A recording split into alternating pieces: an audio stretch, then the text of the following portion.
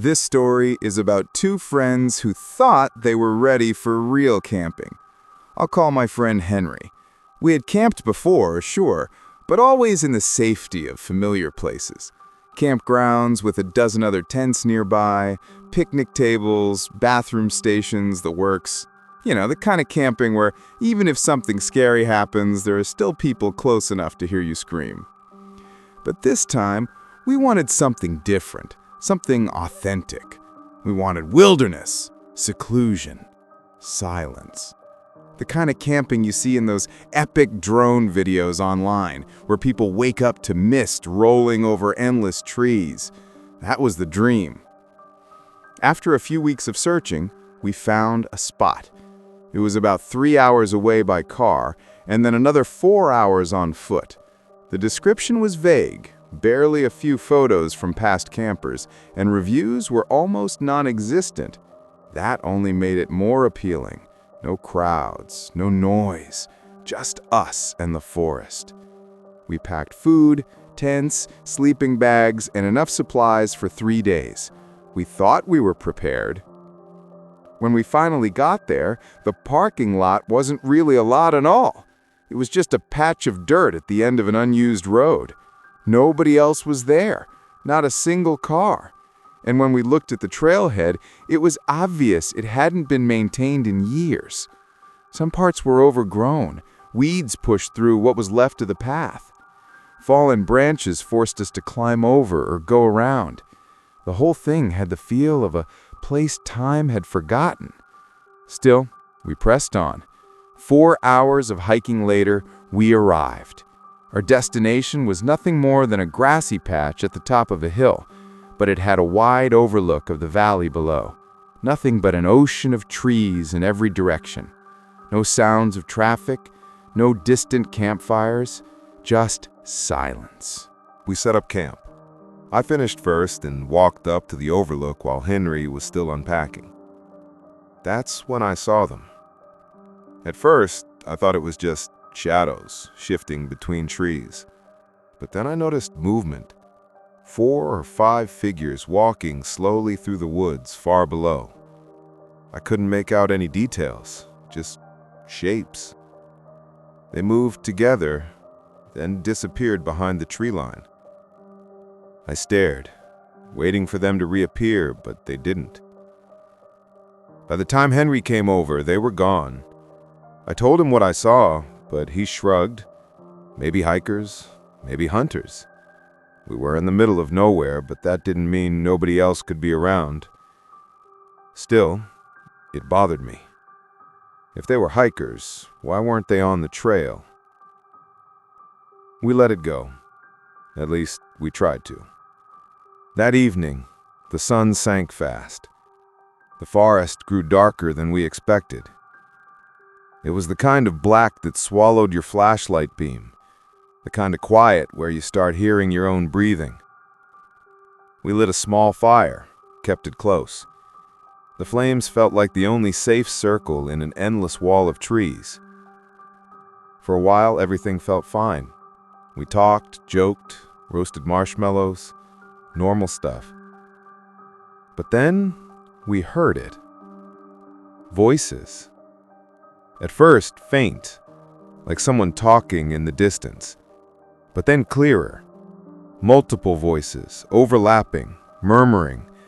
The sound carried through the trees, like a half-tuned radio left playing deep in the forest. I couldn't understand what they were saying. The language didn't even sound familiar. Henry and I froze. We leaned in, listening. The voices didn't move closer, didn't drift away. They just hovered, fixed in place, like they were circling an invisible fire of their own. And then, they stopped. Not faded, not walked away. Just stopped. Dead silence. We sat frozen, waiting. That's when we heard footsteps. Slow, steady crunches on the forest floor, coming toward us. A man walked into the firelight. He wore a red baseball cap. his dark hair brushing his shoulders. His smile was wide, too wide, and it didn't falter as he stepped closer. "Either of you know where the trail is around here?" he asked. I pointed straight ahead. "Yeah, just there." He stood silently for a moment, still smiling. Something about the way he held eye contact made my skin crawl. Finally, I asked, "Were those others with you?" His smile faltered. For just a second, his face went blank. Then the smile returned. "I didn't know there were others out here. I've been hiking alone. If I saw them, I would ask for directions." And with that, he turned and walked back down the trail. Henry and I didn't speak for a long time. We both knew he was lying. He came from the same direction we'd heard the voices. There was no way he hadn't noticed them, unless he wasn't supposed to tell us about them, unless the lie was deliberate. We whispered theories, each one worse than the last. Was he leading the others? Were they waiting? Were we surrounded? Every rustle in the trees felt like eyes. Every gust of wind sounded like a breath too close to our ears. Finally, Henry asked the question we'd both been avoiding. Should we just leave? I nodded. Yeah, let's go. We threw everything into our bags, stomped out the fire, and shouldered our packs. The second the flames died, the woods became a black wall pressing in on us. That's when we heard it. A single footstep behind us. I spun around, fumbling for my flashlight. My hand shook as I clicked it on. The beam caught him. The man in the red cap stood no more than 10 feet away, perfectly still, staring at us. That same smile stretched across his face, frozen like it had been carved there. His eyes reflected the light in a way that didn't look human. For a moment, none of us moved. Then instinct took over. I killed the light and we ran. We tore down the trail, stumbling in the dark. Branches whipped against our faces, leaves crunched under our boots, and then more footsteps, not just behind us, beside us, all around us. At first it was one or two, then more. The sound of dozens of feet running through the woods, keeping pace with us. Henry tripped. I yanked him up, adrenaline giving me strength I didn't know I had. That's when I heard it. His laugh. Or maybe not a laugh. It started like one but dragged too long, stretched into a sound that wasn't human at all. I glanced back once, just once, and I swear I saw them. Pale faces, dozens of them, flickering between the trees. They didn't move like people. They didn't stumble or dodge branches. They just glided, keeping pace, always watching.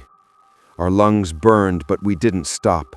The trail finally opened into the dirt lot, and our car was there, shining like salvation. We dove inside, slammed the doors, and turned the key. The engine roared to life, and as the tires spun on gravel, the footsteps faded into nothing. At the gas station 15 minutes later, we sat pale and shaking. We didn't speak. There was nothing to say. What could we even call what we had seen? We tried to rationalize it. Maybe exhaustion had twisted things. Maybe we had panicked and misheard.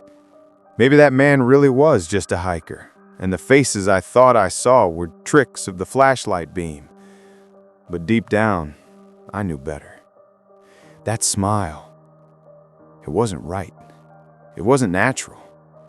It didn't move with his face.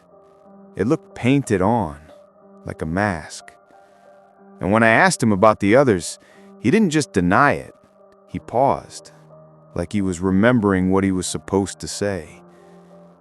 And those voices, they never left. They didn't fade into the distance. They just stopped, right where they had been.